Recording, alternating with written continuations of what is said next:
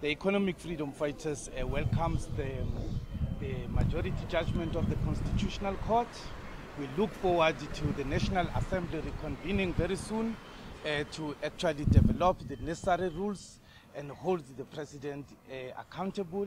He must come and give evidence similar to that of the SABC inquiry. We'll be calling for witnesses.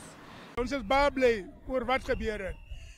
Mens moet onthou dat vroeger aan die hof het gevind dat president Zuma versuim het om sy eed te eerbiedig. Nou, in plaas van die nasionale vergadering vir ons help om hom verantwoordelik te hou.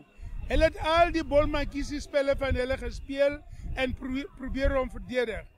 Nou die hof het hulle ook uitgevang dat hulle ook is deel van die skelmgeit wat hulle probeer het.